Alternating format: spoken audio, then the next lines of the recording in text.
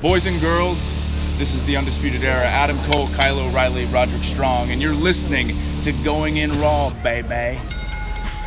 Hey guys, this is Charlotte, and you're watching Going In Raw. Going In Raw.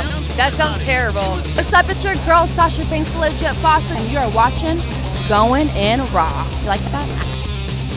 Hey, friendos, Steve here. And Larson. And welcome back to Going In Raw, the only pro wrestling podcast you need to be listening to right here at youtube.com/Steve and Larson, and available wherever fine podcasts can be found. Be sure to hit that subscribe button and the notify bell next to it to make sure you're always getting your new Going In Raw notifications. It's toasty in here. We're also available on the Patreon at patreon.com/Steve and Larson. We got a Correct. bunch of new patrons, even just from the live stream we did for the Royal Rumble 2019, Larson. I'm going to read off some of these names because starting at $1, you get yourself a shout out right here on the show. We had Matthew, Kenlin Washington, Bronson, Kane, Sean Hanf, Jay Cash, Tom Gilmer II, Sam Montgomery, Shane Horan, Jeremy Foreman, Christine Morin, Emil Haugard, Ryan Anderson, Los DZ, T. Merck, and Declan Fahili. Thank you, everybody. Thank you very much. Thank you. What a show, Larson. What a show. Long show, entertaining. Yeah, to say the least, long show. I mean, from beginning of kickoff show till conclusion of main event, almost 7 hours. Yeah. I guess about 6 hours of wrestling. Yeah. Because most of the pre-show is the last half of the show. Overall, though, long, but a lot of fun. Not a whole lot of surprises, I don't think, in terms of outcomes. The outcomes, no. Although I read, somebody said on Twitter that almost shot up the betting odds, yeah. The betting I odds. think he made it to the final four of the Rumble. Yeah. You're right. Not a lot of surprises. We found out how Becky Lynch made her way to the main event scene at WrestleMania by losing to Asuka and then winning the Women's Rumble. We did not get the Brett Legsit finish, the Bret Hart, Lex Luger, Charlotte, and Becky Lynch. So that means, of course, if Charlotte's going to get in that match, they're going to have to write their way around it. Well, I mean, we'll get to it when we cover the Rumble. There's a way they could do it, probably. Oh, well, there's any number of ways. But they can do it. just based on what happened tonight. Yeah. There's a way they can do it. Yeah. Oh, are you talking about the fact that Becky came in and she wasn't scheduled for the Rumble? Yeah, it was just Finley saying, yeah, go ahead. I hope they don't do that. I hope they don't get into the legalities of, she wasn't actually. I want the minutiae. You want paperwork to be yes, filled out? Yes, absolutely. I want litigation. I want dear. lawsuits, cease and desist, all that kind of stuff. I want Charlotte to go and punch somebody in the face to get in. I want SmackDown to become a legal drama. No, what I really want there is Charlotte and Asuka at Mania. Yeah. I want Becky. Ronda needs to be one-on-one. Now that we kind of get the understanding that it got so much that Ronda commented on the reports that she would be leaving after Mania. And she said, my private areas is nobody's business, what I do with my private areas. I really love doing this. If they're going to hand Ronda Rousey her first loss, I want to be clean to Becky Lynch. Yes. And I want Asuka and that SmackDown Women's title to be on the main show. And I think the only way you do that is with Charlotte. Well, we differ on that. I think there's a couple other matches possibility that would lead to that, but regardless. You want to get into it? Yeah, let's get into it. So pre-show kicked off with a rather bizarre match. I can't really wrap my head around it still. So during weird. the pre-show, they announced that there was a segment where Drake Maverick went backstage, had a meeting with Vince, and Akam's hurt, but he's still looking for opportunities for Razor, and so Razor and his partner Scott Dawson of the Revival, mind you, he already has a partner, will be teaming up to taking on the tag team champions. I'm still not sure if this match was actually for the tag team championships or not. They didn't do the title belt. They didn't, but also Drake Maverick in his little segment said something like if Razor and Scott Dawson won this match, they would be getting a tag team opportunity for their teams, I think. Yeah. That's How does any of that work? None of it worked. The fact that the rationale, nebulous at best, the storyline logic, non-existent, it was fairly obvious that there's no chance Razor and Scott Dawson would ever sniff anything remotely close to victory. I'll give you one even further.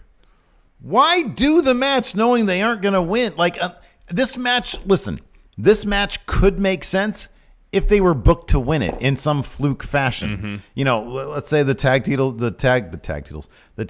are off the table. This match kind of makes sense if they were booked to win it, because you've got a fluke win and then you've got two teams now in the mix, even though one of them has a guy who's going to be injured for, like you said, a couple months. Yeah, he's out a couple months. Akam's out a couple months. So that aspect of it doesn't make any sense. None of it. And this wasn't something announced sense. ahead of time. This is something that he's like, oh. Even when Drake Maverick was explaining it, he seemed confused. Yeah, because it made no sense. Yeah. It's like, oh, we have time to fill in this kickoff show. We need another match. All right, just toss this out there. Is this Vince's way of trying to convince the Revival, hey, we're putting the these Raw tag team titles on the show. See, we're doing better. He's not convincing anybody in the Revival that their fortunes are going to change anytime soon. I don't think at all. There's no point going through this match really, because it wasn't even good. It really felt like the Razor and Scott Dawson had just formed a team 2 minutes prior. They had worked nothing out. The whole time Drake Maverick screaming at him, work together, work together, right. Work together, which of course means they are not going to win. Yeah. They don't. Chad Gable pins Scott Dawson after Gable and Rude's finisher, the neckbreaker moonsault combo. Forgettable story, forgettable match. Next, for the United States Championship, Shinsuke Nakamura. It's really a bummer because I like the Revival a lot. A lot. Anyways, Shinsuke Nakamura taking on Rusev for the U.S. Championship. Well, here's the thing. We got this one wrong. Hold on. Here's the thing. What? The thing. Yeah, we did get this wrong. This is weird. What would you rather have? The Revival pick up these tag titles in the kickoff show, or they pick them up? At this point, I'd be happy if they picked them up. Period. On a good episode. Period. Of Raw. Episode of Raw. Main event. I just wanted to win something. Kickoff main event. Shinsuke Nakamura versus Rusev. Yeah, we got this one wrong. I kind of appreciate this, though. This is sort of their version of long-term storytelling. Part of this involved Lana getting injured, which opened up her spot in the Rumble for Becky to get in. Yeah. So that was kind of cool. But also, going back to one of the Rusev and Nakamura's previous encounters revolved around Lana getting hurt. This kind of thing, yeah. Yes. Rusev being indirectly and now directly responsible. So towards the end of the match, Nakamura tries to take the cover off the top turnbuckle. Lana's out there, gets on the apron, starts yelling at Nakamura. Stop doing that. She's yelling at the ref. He's cheating. Nakamura says, mind your own business. Rusev, because Nakamura at this point and Lana are like in each other's faces yelling. Rusev runs towards Nakamura trying to hit him. Yeah. He moves. Rusev shoulder tackles Lana off the apron. Of course, Rusev, concerned about the well-being of his wife, is in the ring, focused on her. He gets a Kinshasa to the back of the head. Nakamura pins him, new U.S. champion. Yeah. United States and America, they're back. Yeah, I was happy about this for the main reason is because when you look at last year's Royal Rumble, where was Shinsuke Nakamura? He won it. He won the men's Rumble. He won the entire thing. And so, granted, this is in the kickoff show, but it's for that title that he just lost, and he picked it back up. They've been doing absolutely nothing with Rusev. They will probably continue to do nothing with Nakamura, although maybe he'll get into something cool with Ray, which will lead to something cool between Ray and Almas in the U.S. title. Based on what happened in the Rumble, I feel like Nakamura might be getting something not short term, but going forward, maybe with one Mustafa Ali. Oh, course, I would like that as well. Mustafa still has some unfinished business with Samoa Joe. Yeah. But anyways, we'll get to that later when we do our full Rumble recaps. I wrote down when everybody came in and good. Who eliminated who. No, that's good. That's good. Next, HBK, Shawn Michaels, was on the pre-show kickoff panel, and he announced that based on the events that took place following the conclusion of TakeOver, there's going to be halftime heat. It's returning. WWE's doing their own dun, dun, dun, dun. Super Bowl halftime show. Sadly, dun, dun, dun, dun. Not an empty arena match. It's going to be Aleister Black, Velveteen Dream, and Ricochet taking on Adam Cole, Bebe, Tommaso Ciampa, and Johnny Gargano. Are we to assume this is going to be filmed at Full Sail? I would assume so, yes. And then aired later on the network? Yes. Okay, this is not going to be live. People will probably know what the outcome was beforehand. Yeah. Also, I think this sort of settles the idea of, obviously the setup was that brawl, but that brawl was specifically in place to get Set up to halftime heat, yes. not the next takeover. Yes. So that's going to be a completely different thing. Although they could set stuff up at halftime heat that could play into the next takeover too. Oh, I'm sure they will. I just think that this match right here is what people were thinking might be a takeover, or there might be 2 triple threat title matches. Yeah. Which I just don't see being the case at a takeover. You never know. The level of talent right now in NXT is off the charts. Next, A lot of talent. Cruiserweight Championship match. This match was definition of action too fast to call and too fast to write down. I didn't take a whole lot of notes, but it was great. You know, sometimes the 205 Live guys, maybe by virtue of, I don't know what, but they're not allowed to do the full breadth and width of what they do on the show 205 Live when they're on pay-per-view. Yeah, for whatever reason. For whatever reason. I was worried this would be the case too, because it started at like 20 before the hour. Yeah. They fit a lot into 16 minutes or whatever it was. They fit a lot into. They did so many cool high spots. It was so much fun. It really was. We had a kick out of a Salida del Sol, a Hideo Itami. Doesn't happen very often. Kicked out of that. We had a lot of knee strikes. We had Akira Tozawa super kicking, I think, Hideo Itami with Buddy Murphy's foot. That was an interesting spot. According to Wikipedia, this match is only 12 minutes long. Oh, my God. They fit a lot into this match. Yeah. A lot. All sorts of crazy stuff going on in this match. Yes. It was fantastic. That spot where it was shoot, who was it? It was like a sunset flip powerbomb attempt to the outside. And then someone did, Hideo Itami was standing Akira Tozawa did the suicide dive through Hideo Itami's legs. Through Hideo Itami's legs, through the ropes. Yeah. And taking out Kalisto. I think Kalisto was the one that was about to get hit. The powerbomb.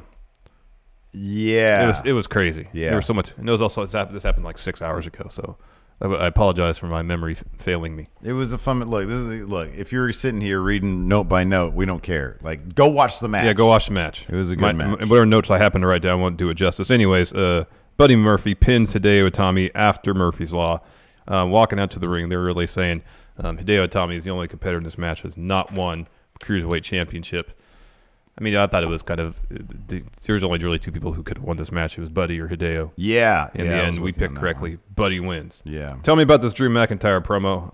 I missed it. It was what's weird about it, because I'm looking at it right now, I was like, oh, they're probably going to do a couple of these or a bunch of these. I might as well write it down because you were out of the room.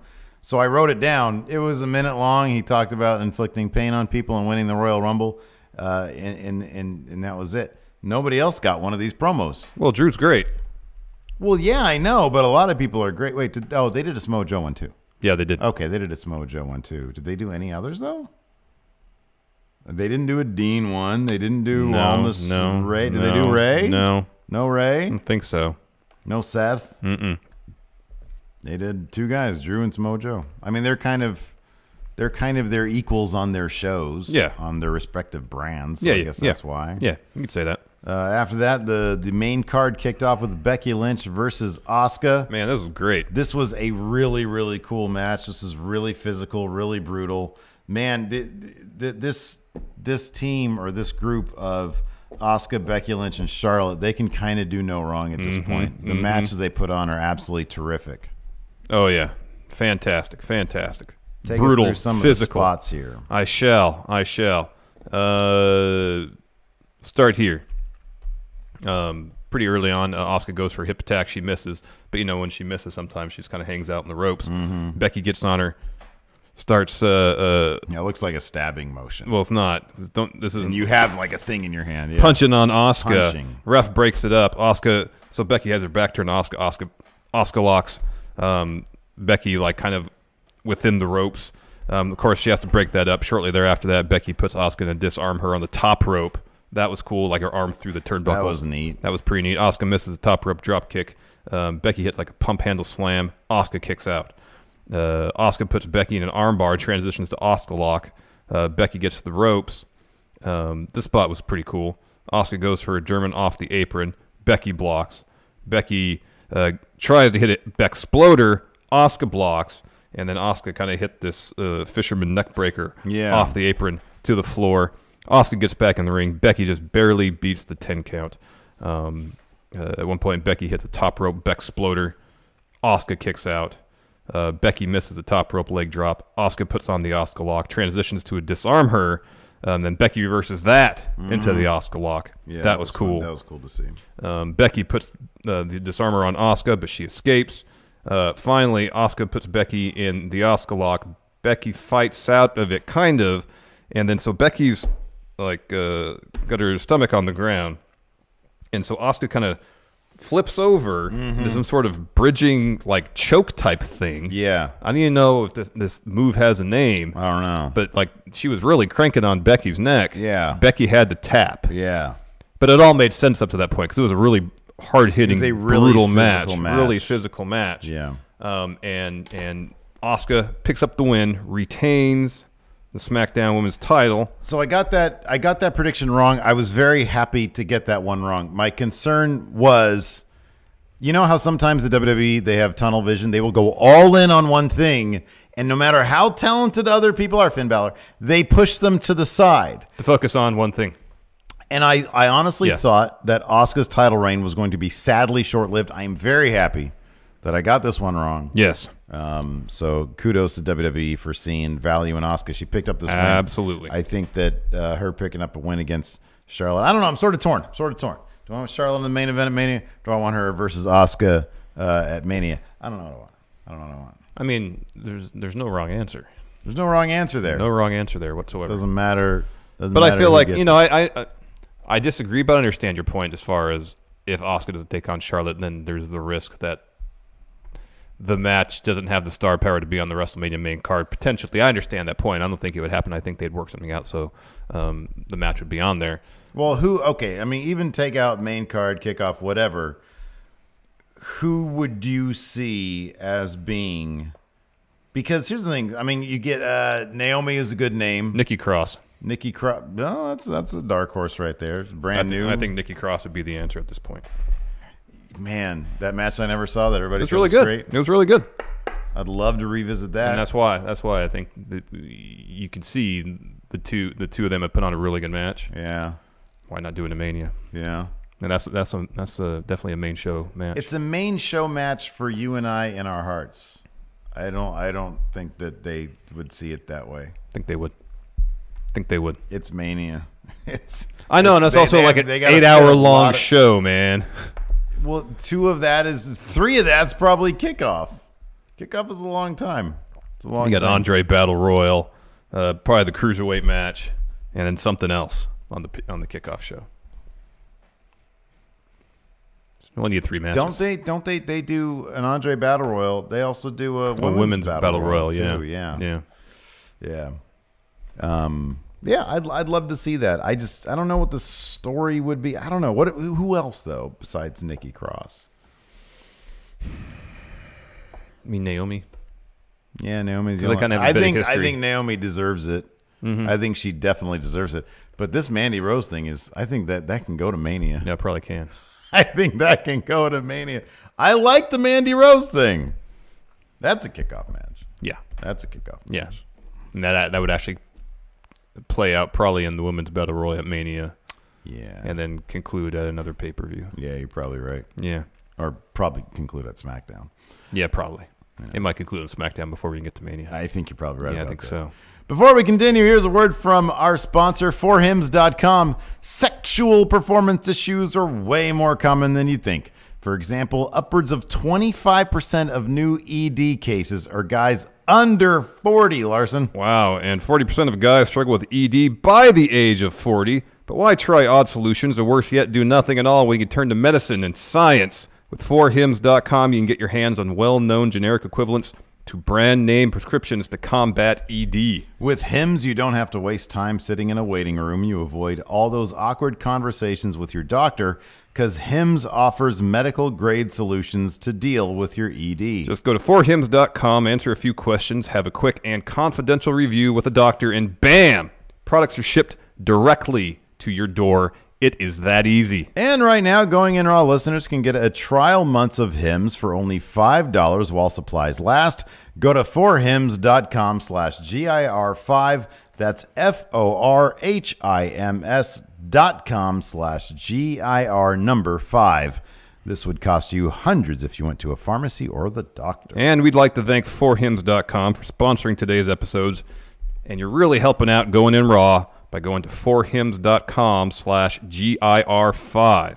Next, second match on the main card, The Miz, Shane taking on Thebar. I guess I should have paid attention to the math on the Go Home show.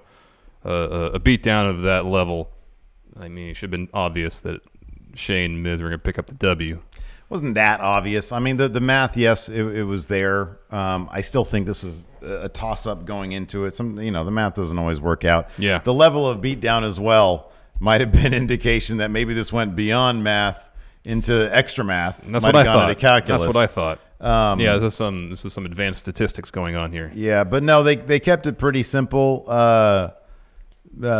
Shane, boy, oh boy, this was an interesting performance from Shane McMahon. You know, the turning point in his performance was that swing. Yeah. Because he was in that for a long time. He was in that and swing I for a challenged very basically long time. anybody not to be on the verge of vomiting for the remainder of the match because he was blown up. Just thinking about it makes me sick. Blown up. Yeah. So as soon as the bell rings, Shane goes after Sheamus. They start brawling all over the place. Shane wants that top rope elbow. Miz is holding Cesaro down the table, kind of. Sheamus breaks that up. Cesaro and Miz go on, do other stuff. Shane hits the top rope clothesline on Sheamus. And then both members of Thebar get set up in the corner. Shane goes up for double coast to coast. However, Cesaro catches him, gives him a swing, and it felt like, 45 seconds? He was in that swing? Yeah. It was a while. It was a very long time. And then Shane, probably because he's dizzy, puts Cesaro in a really clumsy triangle. Well, you're probably right. Shane was clumsy a lot in this match. There was one sequence earlier on when Cesaro got put on a table by Shane. Yeah, that's what. Yeah, the and usually, you punch the guy a couple he times. just put him on there. They just did this weird dance where they didn't really know what was going on, and then Shane just puts Cesaro on the table. Like why is Cesaro just getting on the table of his own volition, basically? I don't know, man. And then Miz is holding him there. That was awkward. That was awkward. And then the triangle was awkward. Look, Shane's not a full-time wrestler. No. But man, he was a little extra clunky today. He was. Finish saw Sheamus accidentally bro kick Cesaro. Miz hit skull-crushing finale on Sheamus. They're not the legal men. They roll out of the ring. Mm-hmm. Shane goes to top rope. Hit a pretty decent-looking shooting star press, and Cesaro picked up the win. I closed my eyes because I didn't want to see a guy land on his head. No, But he hit it, man. I'm glad you did not do that.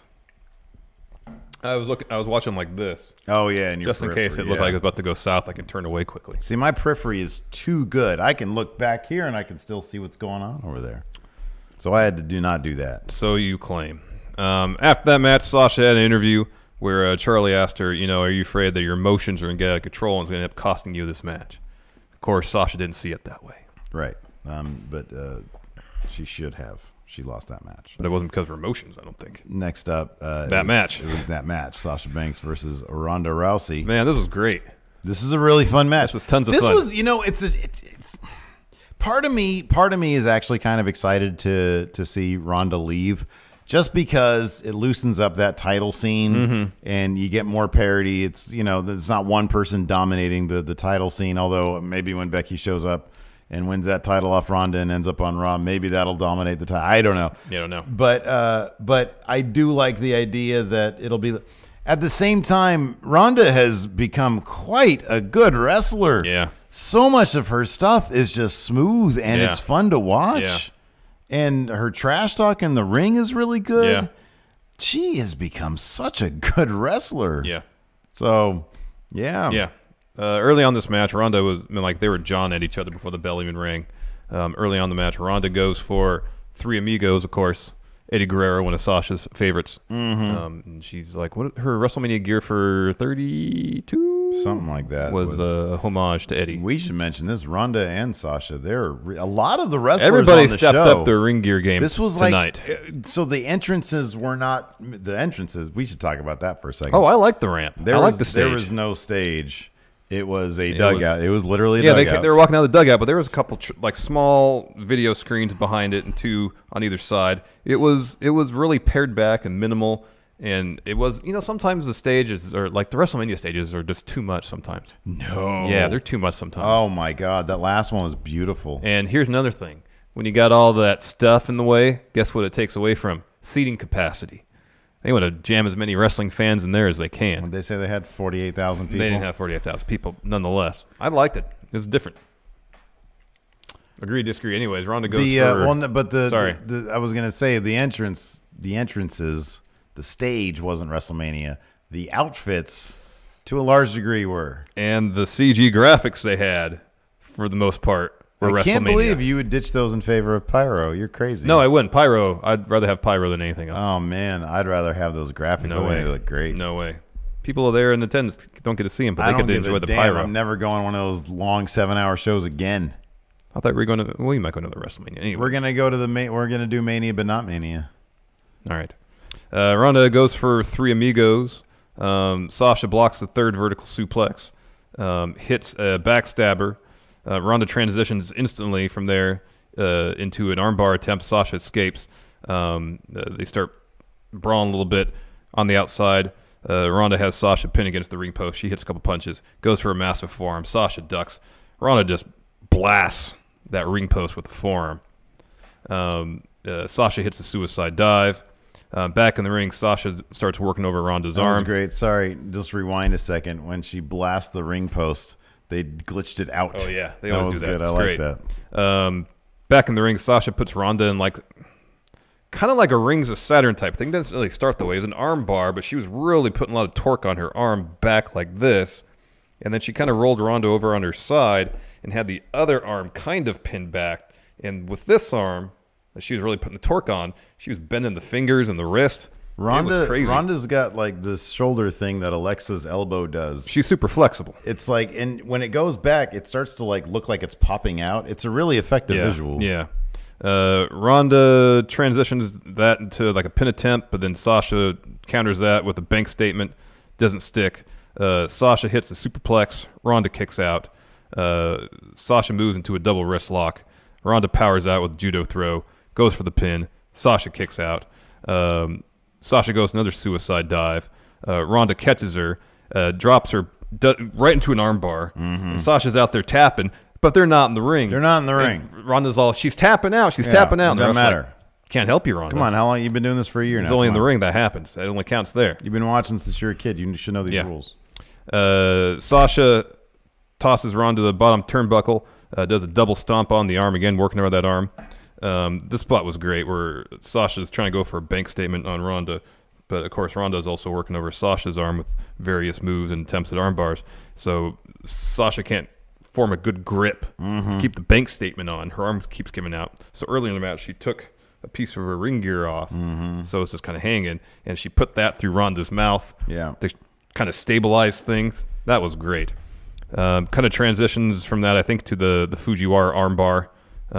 Ronda reverses into kind of like a power bomb, and then Ronda hits her with, I guess they're calling this move Piper's Pit. That kind of swinging Samoan drop type deal. It looks great. Yeah, picked up the win with that. It was tons of fun.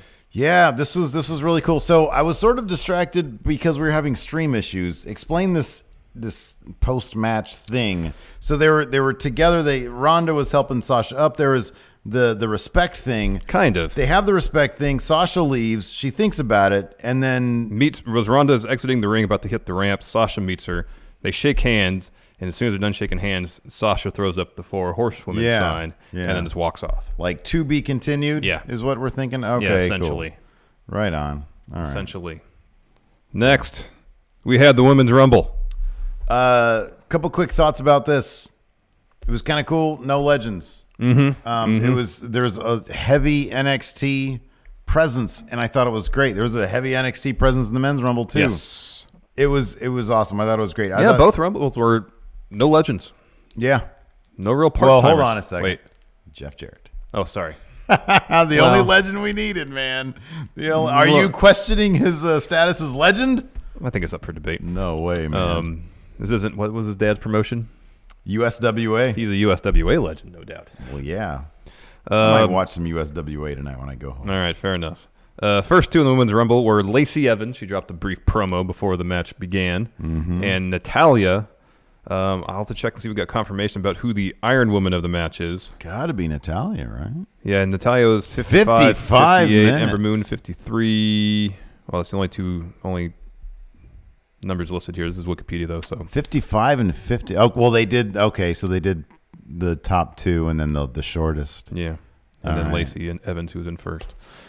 Was 5 minutes away with Ember Moon from being Iron Woman. Mm-hmm. What a bummer. Mm-hmm. Mandy Rose was in third, and then Natalia managed to put both Lacey Evans and Mandy Rose. That was the Mandy Rose silliest. in third. Yeah, Lacey Evans and Mandy in a double sharpshooter. That was a little weird. It didn't make a lick of sense. Liv Morgan was in 4. Natty eliminated her immediately. 8 seconds in that ring. Yeah. Mickie James at 5. Ember at 6. Billie Kay at 7. Nikki Cross at 8. Nikki got a great reaction. Great reaction. Cleared house a little bit. Billie Kay started milling about. She started waiting. Oh yeah, she didn't want to get in the ring for Peyton Royce, but that she didn't wait long enough. No. Nikki Cross at 8, Peyton at 9. Well, I didn't write down who eliminated Billie Kay because she was gone right as Peyton Royce showed up, wasn't she? No, because they together eliminated Nikki Cross. Correct. Tamina at 10. Tamina eliminated Mickie James with a super kick.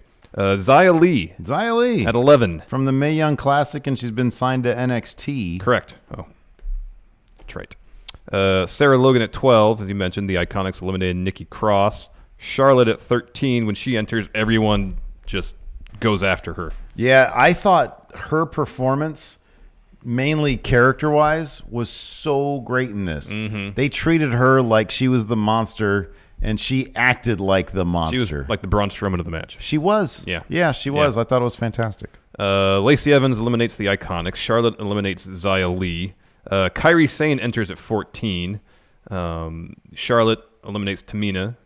Natalia and Kairi eliminate Sarah Logan. And then Maria Kanellis. It's the greatest love I've ever known. Maria Kanellis enters at number 15. Mm-hmm. Naomi at number 16. Right away, Naomi eliminates Mandy Rose. Mandy tries to eliminate Naomi. Naomi stays alive. She gets in the barricade, walks along. It jumps from the barricade to the ring steps, and then Mandy Rose just pulls her off the ring steps anyways and eliminates her. Yeah. That's not? No, we can keep going. Okay. Charlotte eliminates Lacey Evans. Candice LeRae at number 17. Yeah, that was cool, man. That was really cool. I was happy about that. Alicia Fox at 18. She came out with a hilarious dance. Yes. Alicia eliminates... I don't know what... Oh. That's awesome. It says Mario. I don't know what that is. I must have Maria. Yes. Because they team up for a second. That's right. And then Maria turns on her, and then Alicia eliminates Mario. Maria. Casey Catanzaro is in at number 19. Oh, and she got to wow the crowd with those American Ninja Warrior moves. She staved off elimination herself. I want her in this Rumble every year until she gets to main roster. Heck yeah. Zelina Vega at 20. Ruby Riott at 21. She was joined by the previously eliminated Sarah Logan and Liv Tyler. And they were just like pulling... Liv Morgan. Did I say Liv Tyler? Yeah. Man. I've done that so many times. It's been a long day. I've done that so many times. So they just keep on pulling random people out. Well, not random, I guess everybody out of the ring. Yeah. Just beating up on them a little bit. Not bit. eliminated, though. Just pulling them out and beating up on them a little bit. They just pull them out under the bottom rope and start beating up on them. So first it was Charlotte and then a bunch of other people.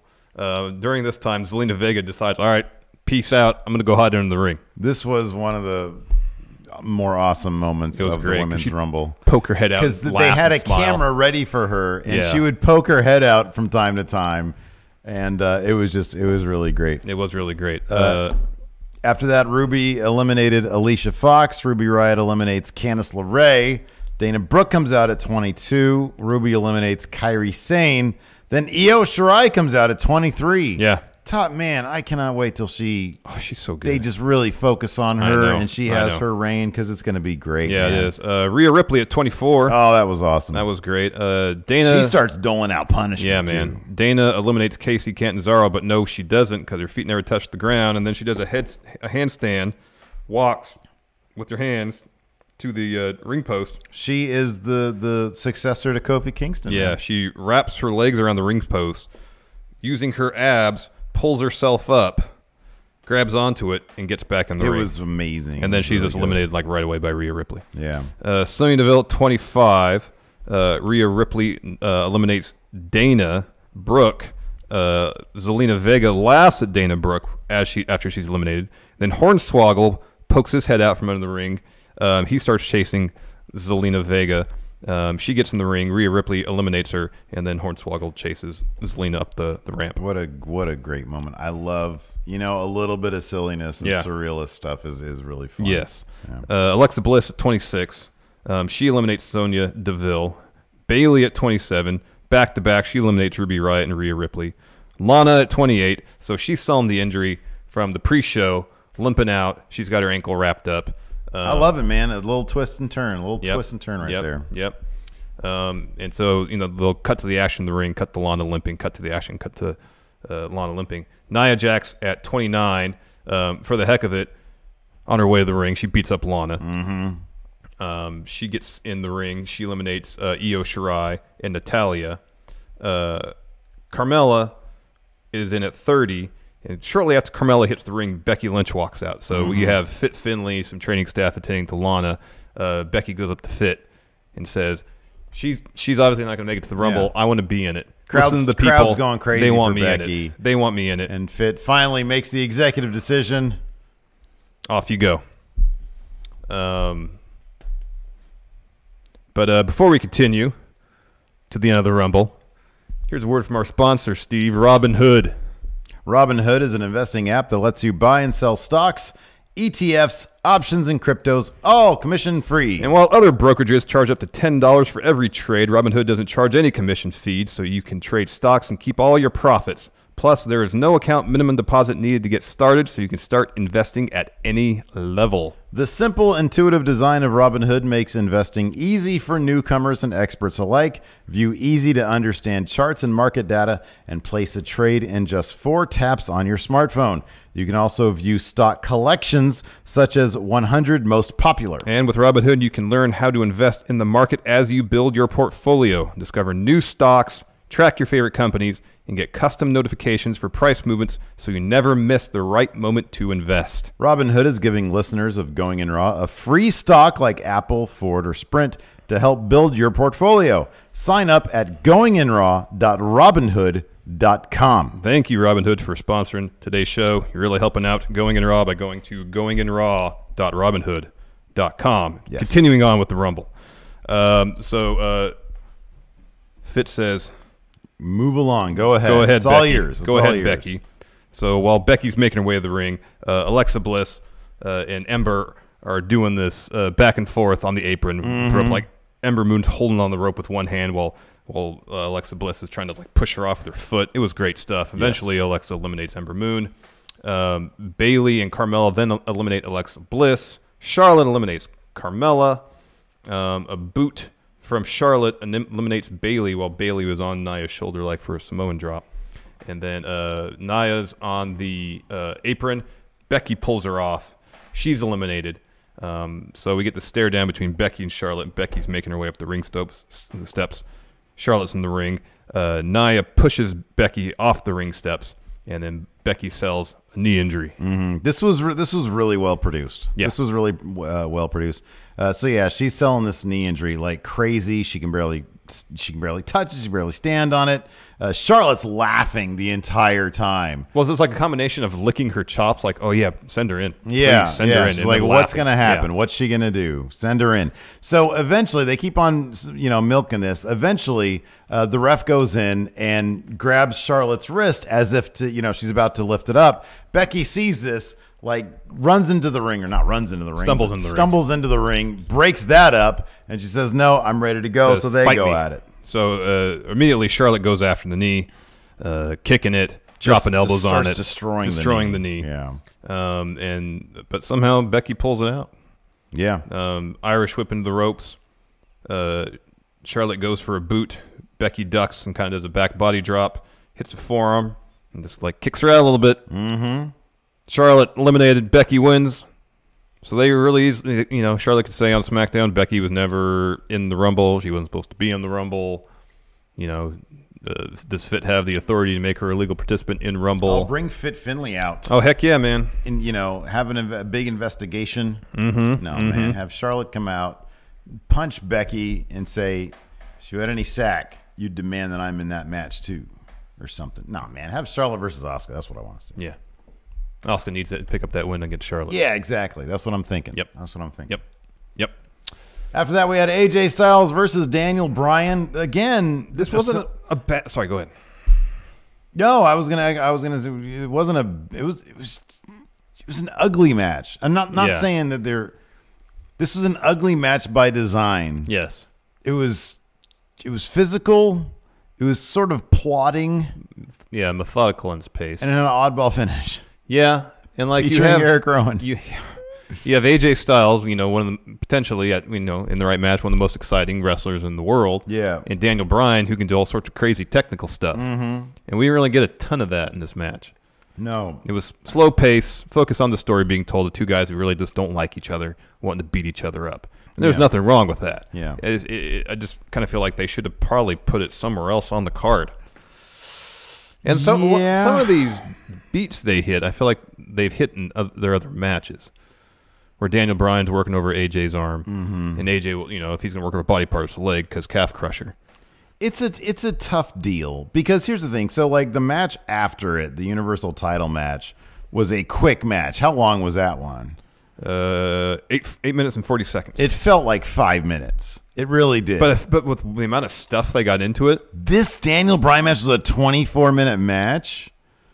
Wow. Yeah, it felt long.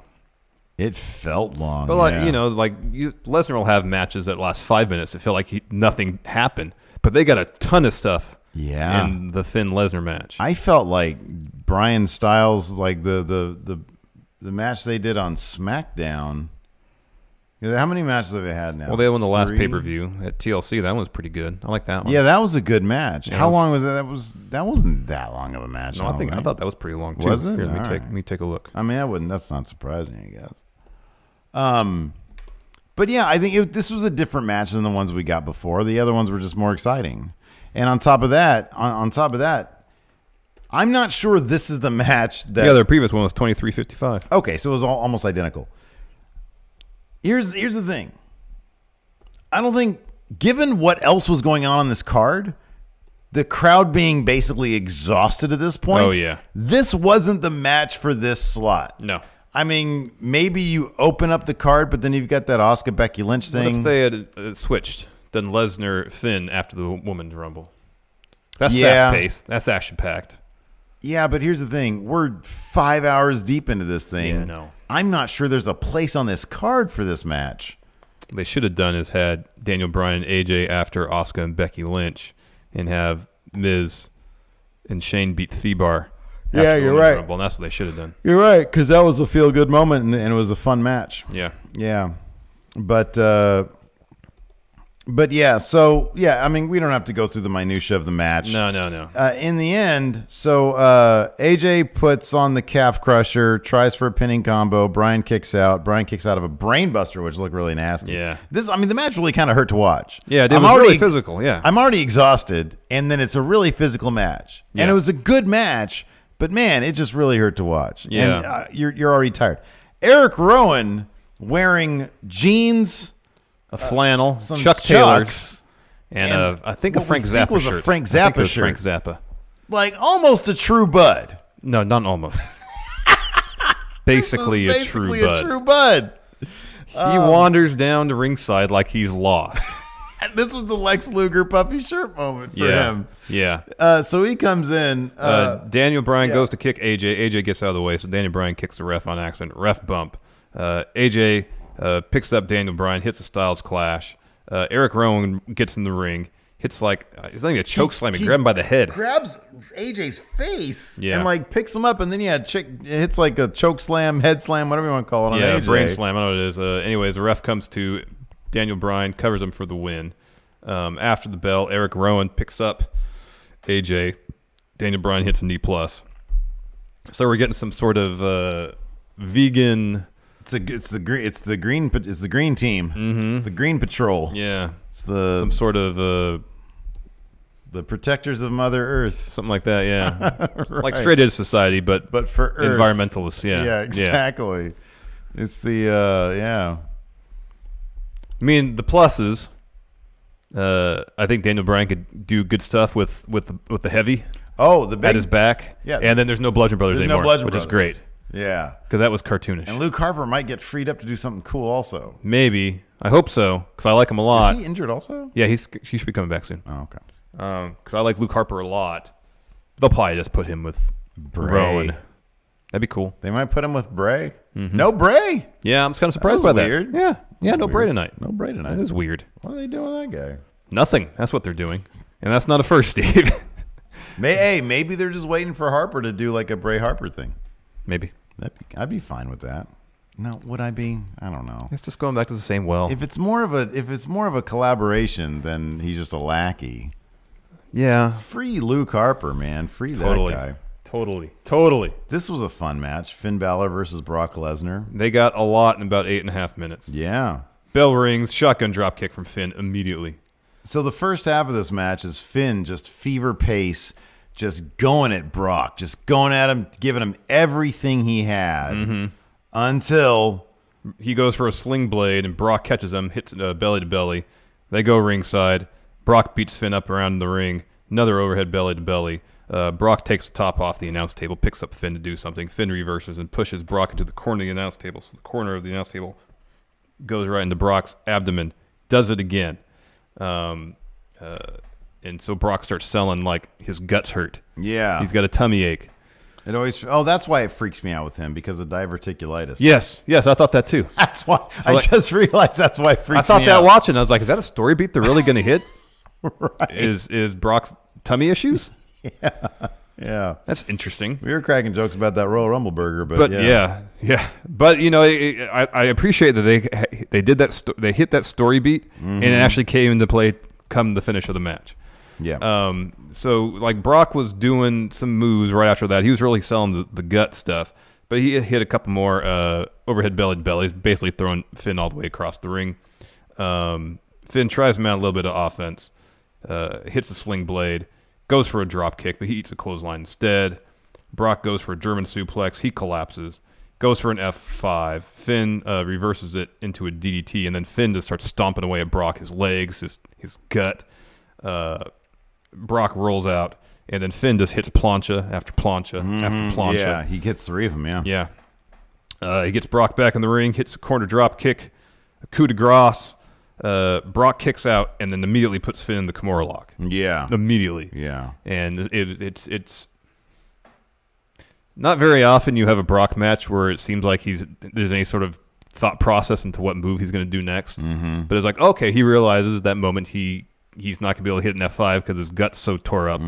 So he has to go to the move we haven't seen him use in a long time. Yeah. The move that, kayfabe broke arms, put Finn in the Kimura. Finn had to tap. He tried to fight it, had to tap. Yeah. So after the match, Brock recovers a bit. Finn is still pretty much out of it. Brock gets up, gets angry, and delivers 3 German suplexes to Finn. Then he gets an F5, holds up the Universal title, and exits with Paul Heyman.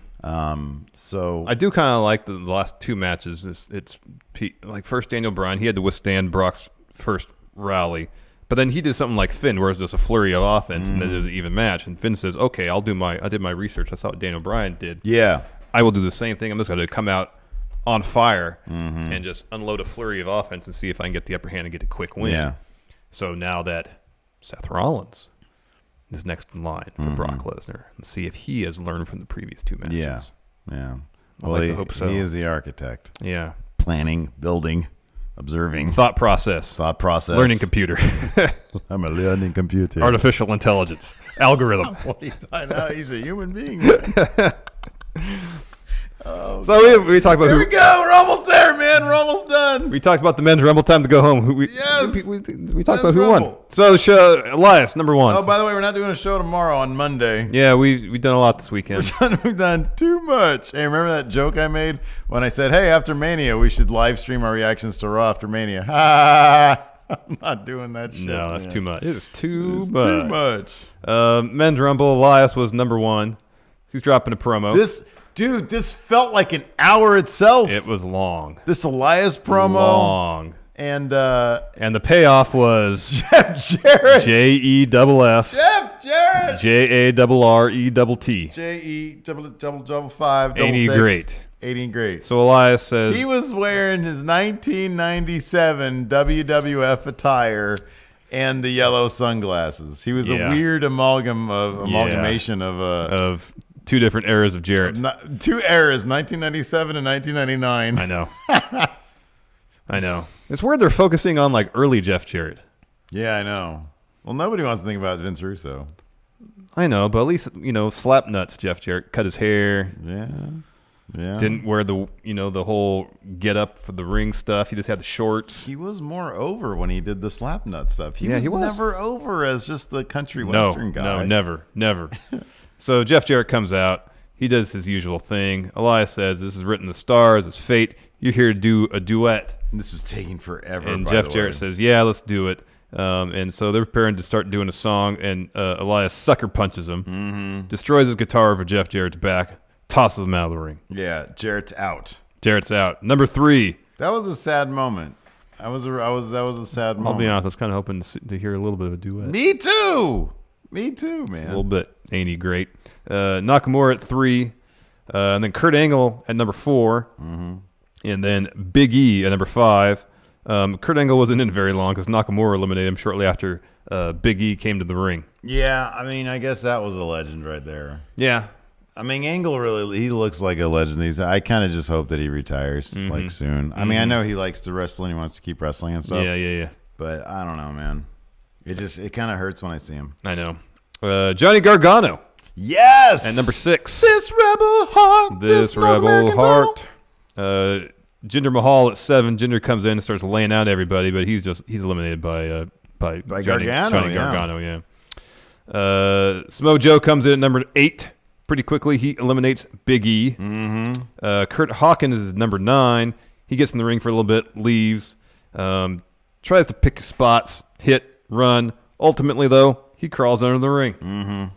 Hides, waits his turn. Yeah, he waits was for his time. Trying to be crafty. Yeah, didn't really work out for him too much. He literally told Titus O'Neil he was scared.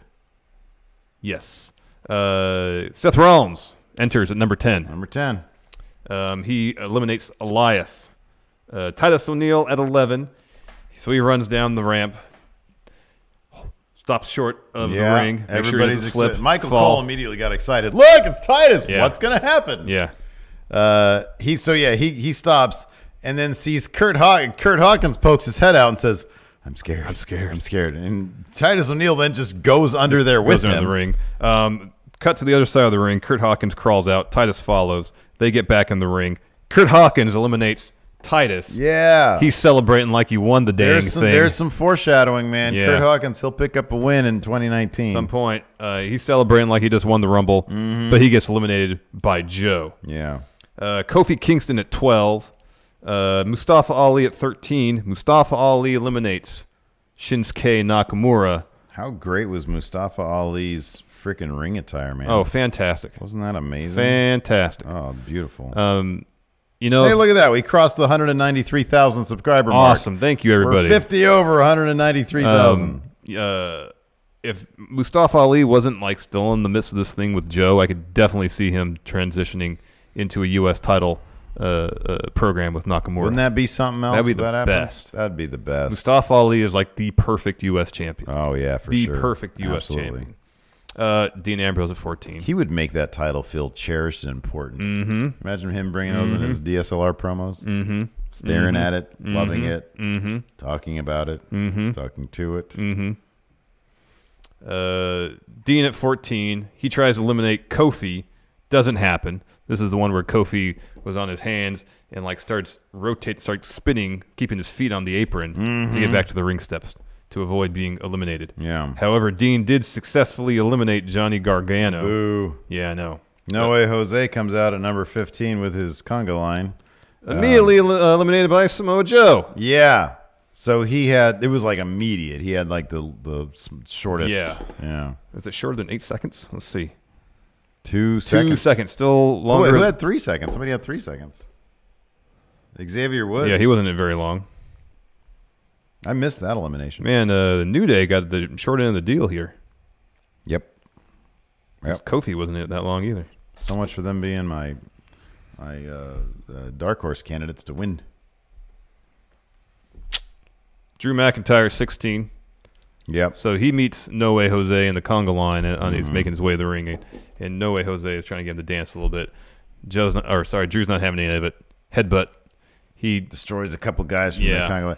Two of the members of the conga line, incidentally, were Velveteen Dream's escorts. Mm-hmm. Dates to take over. Drew hits the ring, gives everybody. Escort doesn't literally mean hooker. No, I know. Yeah, I know. You mean you're not hooker is illegal. Yeah, I know. Prostitute is illegal. I understand. Escort is legal. Escort's legal. You just can't have sex. Well, you're not supposed to. Yes. If you have sex, it's legal. Yeah. As long as you don't have sex, you're good. All right. Drew hits the ring, dishes out claymores for everybody. Everybody gets a claymore. Yeah, I love that. It's great. Xavier Woods at 17. He saves Kofi from being eliminated. They just kind of weird backpack. Or it's basically Xavier Woods is doing a squat, bent over, and Kofi is like on his back. Corey Graves said that is inappropriate. Yeah. It was pretty funny. It was pretty funny. Anyways, as soon as they get back in the ring, Drew eliminates both of them. Then we had Peter Dune. The Bruiserweight. At number 18, he comes in, lays basically everybody out. Then we get Andrade at 19. Idolo. Great showing for him. He makes it to the Final Four. Yeah. He had some nifty ring gear, too. And he utterly destroyed Rey Mysterio with a powerbomb.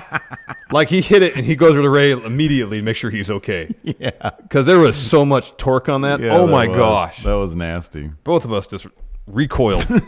Man. That thud was nasty. Because it was right in the corner. It was right in the corner. Yeah.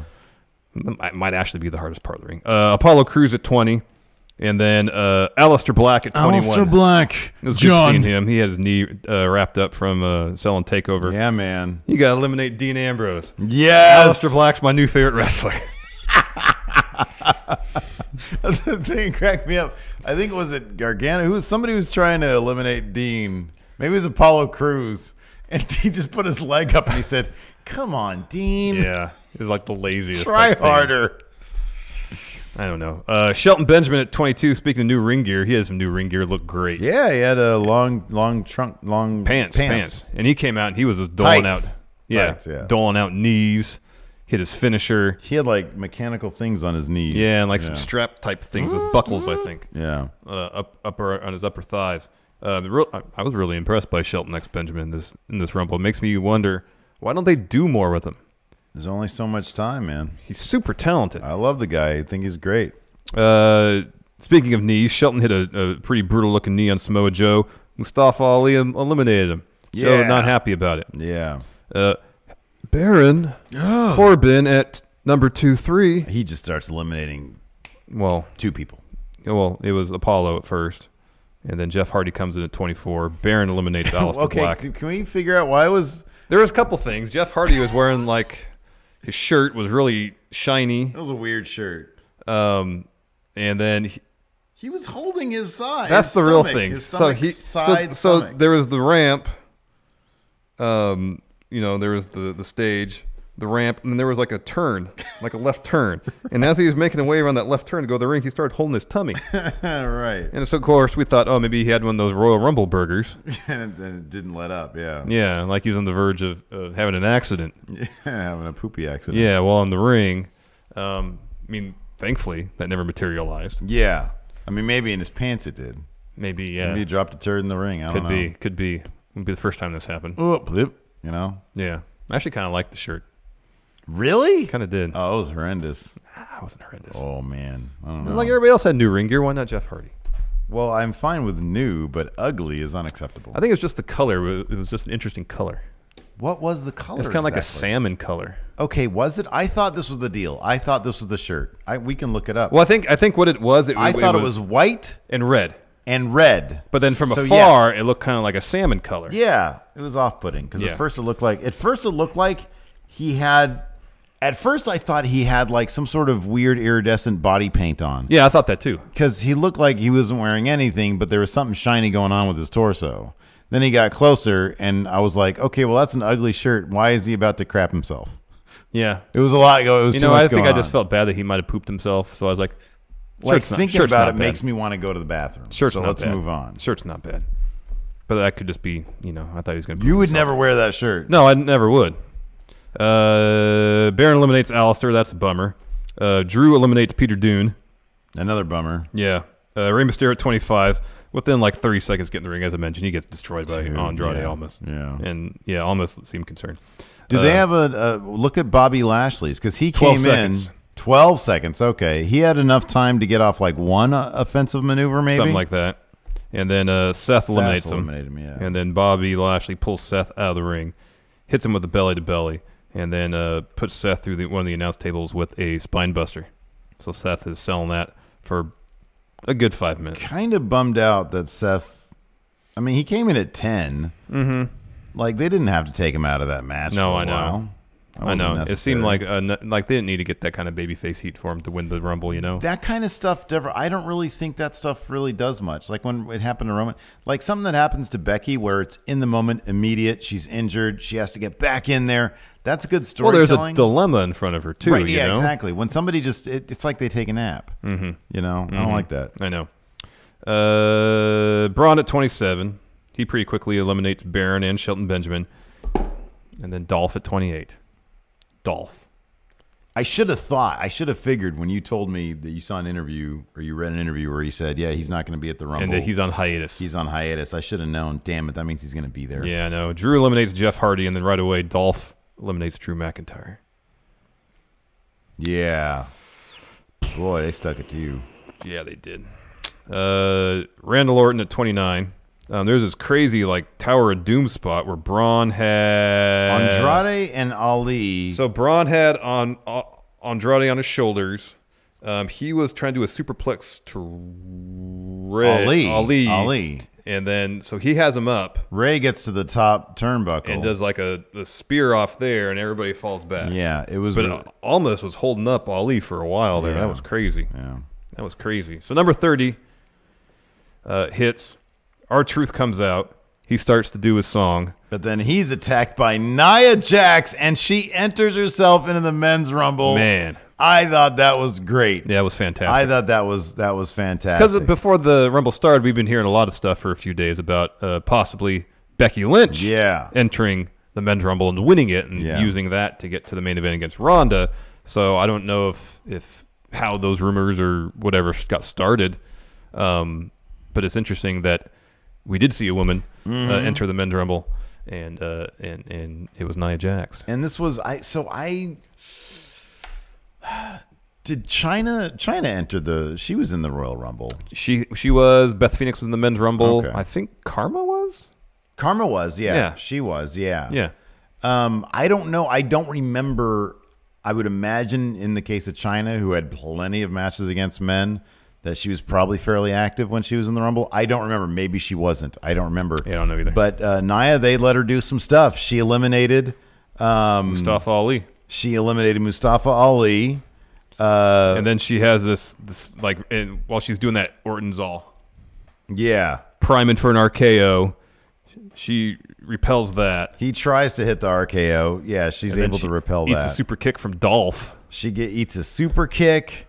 A 619. A 619. Then an RKO. And an RKO. And then Ray eliminates her. With the help of Randy Orton a bit. Yeah. And then Orton hits an RKO on Ray, tosses him out. Right away, almost eliminates Orton. Braun gets back in the ring because he was selling something.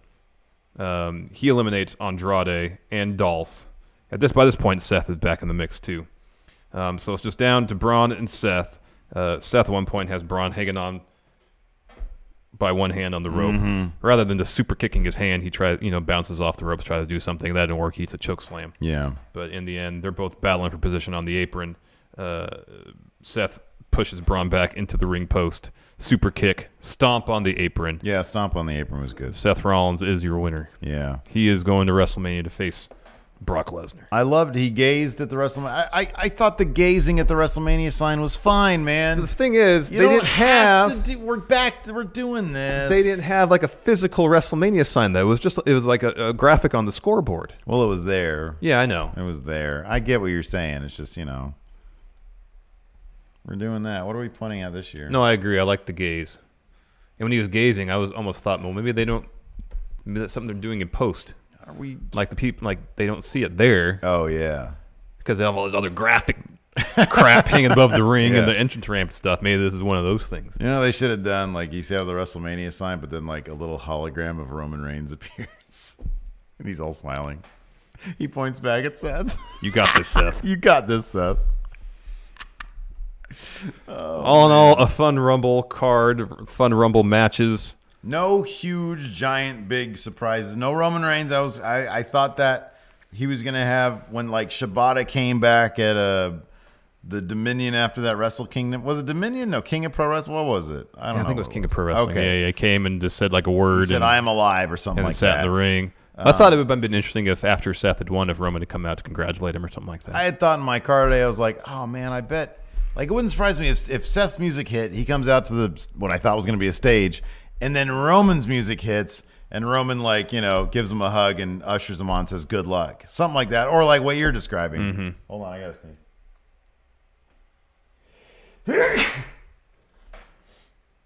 That was gross. Bless you. Thank you.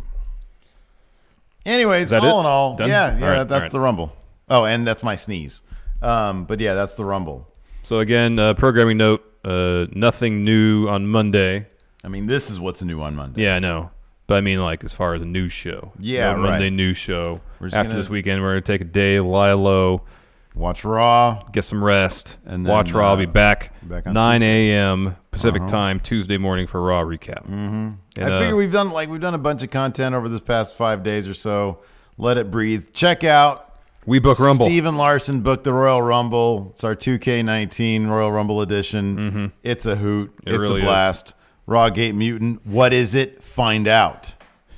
Find out what it is. I mean, I was there. I witnessed I'm it. not even sure I know what it is. I think I know what the Rawgate I'm not Mutant sure is. I know what it is. In any event, that's it for the show. Thanks so much for tuning in. We appreciate it. And until next time, we'll talk to you guys later. Goodbye.